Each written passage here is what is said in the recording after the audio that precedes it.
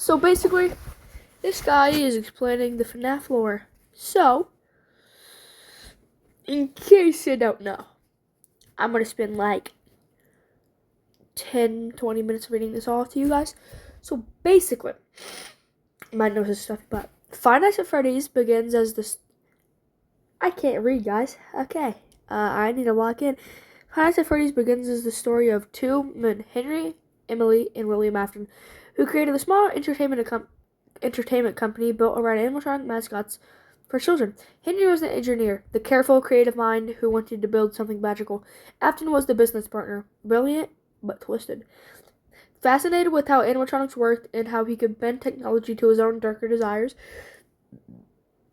together they opened Fredbear's Family Diner, a small restaurant with two mechanical seats, Fredbear and Spring Bonnie, that could function either as animatronics or as costumes worn by employees. These spring-lock suits were extremely dangerous because the internal mechanisms could snap shut unexpectedly, crushing anyone inside. The first tragedy of the timeline begins with the death of Henry's daughter, Charlie. William Afton murdered her outside the restaurant, and her soul possessed the puppet, the animatronic designed to watch over the children. The puppet would later become the one who gives life to the spirits of the other murdered children. The single event sets off the supernatural chain that defines the entire series. The dead children cling to the animatronics, and Afton's actions create victims who remain inside the machines. Afton's young family suffers as well. His youngest son, known as the Crying Child, was terrified over the animatronics, especially Fredbear. His older brother, Michael, bullies him constantly. One day during a birthday party, Michael and his friends forced a Crying Child too close to Fredbear's mouth in a cruel prank. The spring mechanisms inside Fredbear fail. The jaw slums down, and the Crying Child is fatally injured. Rest in peace. This incident, known as the Bite of 83, shatters the family and becomes one of the earliest major events in the timeline. The Crying Child dies and eventually shares a spirit connection with Golden Freddy, a ghostly animatronic tied to revenge and suffering. Despite losing a son, Afton doesn't stop. Instead, he goes worse.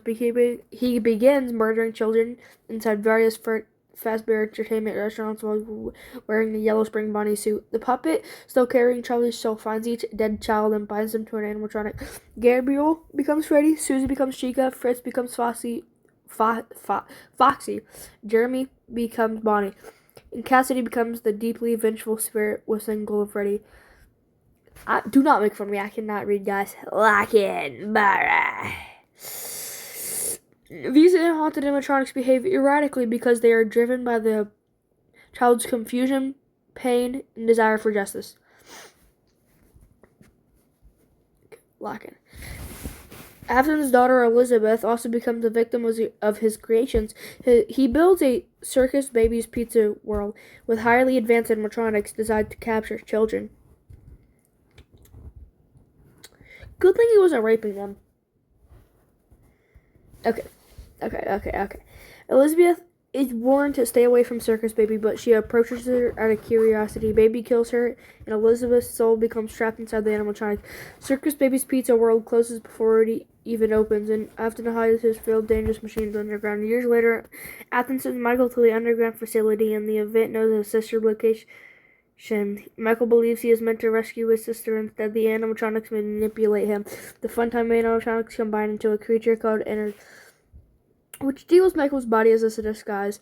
Eventually, the rotting body becomes useless and Enter is forced out. Michael should be dead, but he rises again. Animated by something like Remnant. The mysterious substance.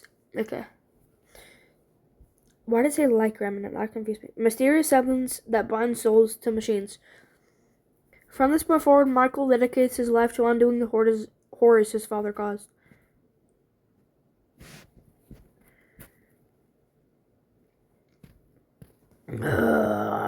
This is good too. William Afton eventually dies while fleeing the spirits of the murdered children. He hides inside the old Spring Bonnie suit, but the spring locks fail. He is crushed inside the costume and becomes Springtrap, a rotting corpse fused with metal. Even death doesn't free him. The suit keeps him alive in a twisted, half-mechanical form. Michael follows the trail of his father's destruction. Through several pizzerias. He works the night shift in multiple locations.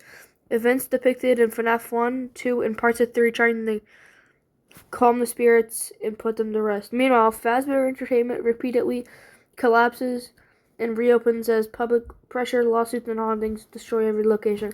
Years later, a horror attraction called Fazbear's Fright reopens using old relics from the pizzerias. Springtrap is discovered inside the wreckage, still alive. The attraction burns down, but Springtrap survives. The cycle continues until Henry returns for one final attempt to end everything. He designs a new restaurant, Pizzeria Simulator, specifically to lure in all the remaining haunted figures.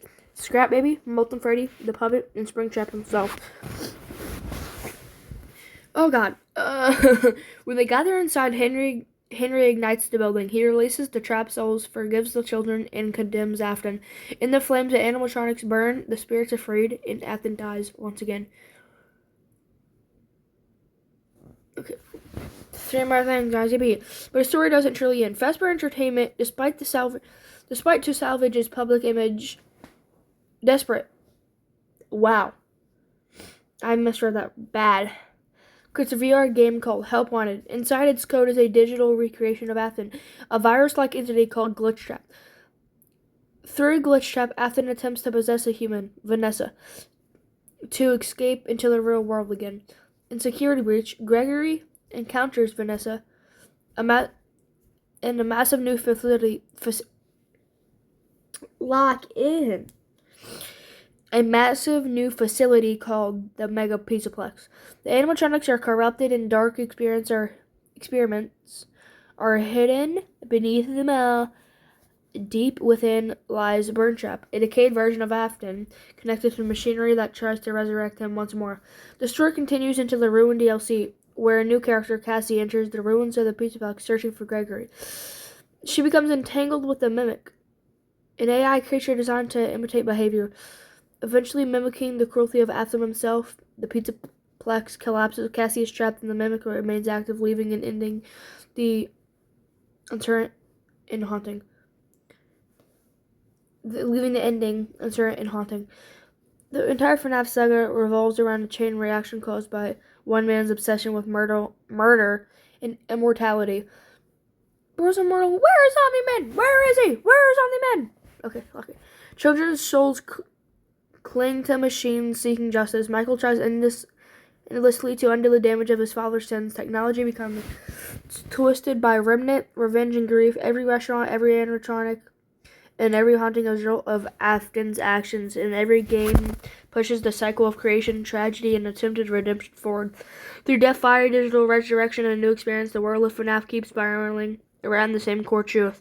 Some horrors refuse to stay buried. Okay, guys. W rating.